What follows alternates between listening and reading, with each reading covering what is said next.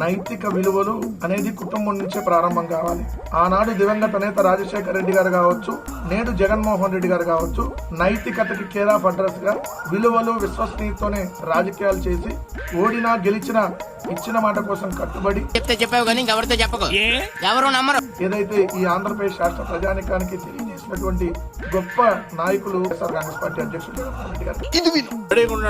అయ్యా వెంకటరెడ్డి గారు, నిన్న విలువలు విద్యా సదస్సులో అని మీటింగ్ జరిగిన తర్వాత నువ్వు దాని గురించి మాట్లాడుతూ రాజశేఖర్ రెడ్డి, జగన్మోహన్ రెడ్డి గురించి గొప్పగా చెప్పడం కోసం మాట్లాడుతున్నట్టు ఉంది గానీ నిజంగా విలువల గురించి నువ్వు మాట్లాడుతున్నట్టు లేదయ్యా. ఎందుకంటే పచ్చి అబద్ధాలు చెప్తున్నావు. వెంకటరెడ్డి గారు గుర్తుపెట్టుకోండి, మీరు నైతికత, విలువలు, రాజశేఖర్ రెడ్డి, జగన్మోహన్ రెడ్డిని చూసి నేర్చుకోవాలి అంటున్నావు. ఏమని నేర్చుకోవాలి? రాజశేఖర్ రెడ్డి గారి గురించి నైతిక విలువలు ఏమనంటే, రాజకీయాల్లో ఎవరైనా అంటారు విలువలతో బతకాలరా ఒకరోజు బతికినా అంటారు. అదే రాజకీయాల్లో పదవి కోసం దిగజారి మత కల్లోహాలు రెచ్చగొట్టడం రాజశేఖర్ రెడ్డి నుంచి నేర్చుకోవాలా? ఇది సాక్షాత్తు మర్రి చెన్నారెడ్డి గారిని దించడం కోసం చేశారని వాళ్ళ కుమారుడు ఎన్నో సందర్భాల్లో చెప్పారు. గుర్తించుకో. ఆ విధంగా పదవి కోసం మత కల్లోహాలు రెచ్చగొట్టడం, అమాయకుల ప్రాణాలు తీయడం తెలుసుకోవాలా? అదే నా విలువలు, విశ్వసనీయత. వెంకటరెడ్డి గారు మళ్ళీ ఇంకొకటి మాట్లాడుతున్నావు నువ్వు, నిజాయితీ ఈ విధంగా అని చెప్పి చాలా మాట మీద నిలబడ్డం. ఈ విధంగానే దేశం గర్వించదగ్గ ప్రధాని పివి గారి పైన కావచ్చు, అదేవిధంగా నిజాయితీకి మారు పేరైన కోట్ల విజయ్ భాస్కర్ రెడ్డి గారి పైన కావచ్చు,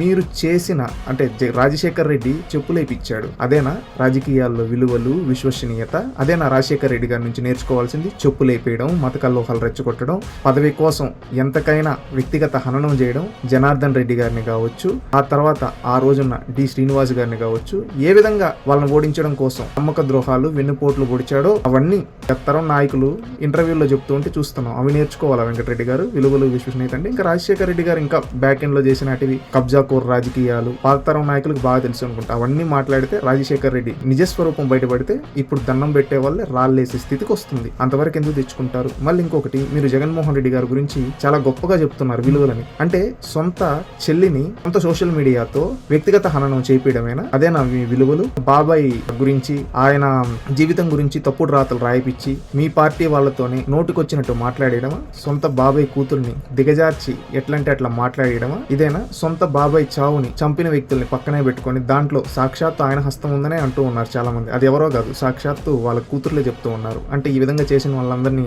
ఎంకరేజ్ చేయడమా? అదే విధంగా ఆడబిడ్డలను ఎట్లా పడితే అట్లా మాట్లాడేయడం, ఇదేనా మీ విలువలు, విశ్వసనీయత? ఇంకొకటి అంటూ ఉన్నావు నువ్వు, తల్లి తండ్రి గురువు అని. ఇంకొక మాట ఉంది, ఆ రోజుల్లో చాలా మంది సీనియర్ కాంగ్రెస్ నాయకులు చెప్పేవాళ్ళు, జగన్మోహన్ రెడ్డిని తీరు నచ్చక రాజశేఖర్ రెడ్డి బెంగళూరుకి తరిమి కొట్టాడు అని చెప్పి అంటూ ఉంటారు కొంతమంది నాయకులు. అంటే తండ్రే భరించలేని వ్యక్తి జగన్మోహన్ రెడ్డి. సొంత చిన్నానని పదవి కోసం బెంగళూరులో ఆ రోజుల్లో శ్రేయస్కరంగా ఎలాంటి రాజకీయాలు చేసి పదవి తెచ్చుకున్నాడో అందరికీ తెలుసు. ఇవేనా జగన్మోహన్ రెడ్డి నుంచి నేర్చుకోవాల్సిన శ్రేయస్కరమైన రాజకీయాలు? చెప్పండి వెంకటరెడ్డి గారు. ఎందుకు ఊరికి భగవంతుడు నోరిచ్చాడు కదా అని చెప్పి ఏవి పడితే అవి నోటికి ఏదొస్తుంది మాట్లాడితే జనాలు చూస్తూ ఉండరు. మీరు విలువల గురించి వైసీపీ వాళ్ళు మాట్లాడితే దయ్యాలు వేదాలు వల్లించినట్టుంటుంది. ఇది తెలుసుకుని ఉందాతనంగా మాట్లాడాలని తెలియజేసుకుంటున్నాం. ఇకనైనా మొన్నే ఏది పడితే అది మాట్లాడితే పోలీసులు దబిడి చేశారంట. ఇంకా అయినా ఇలాంటి మాటలు కాదని నిర్మాణాత్మకంగా మాట్లాడండి. మీకు విలువలు లేవు, మీ పార్టీకి విలువలు లేవు అనేది ఆంధ్రప్రదేశ్ రాష్ట్రంలో చిన్న పిల్లోని అడిగినా చెప్తారు. మీరు విలువల గురించి చెప్తూ ఉంటే దయ్యాలు వేదాలు వల్లించినట్లుంది, చూసుకోండి.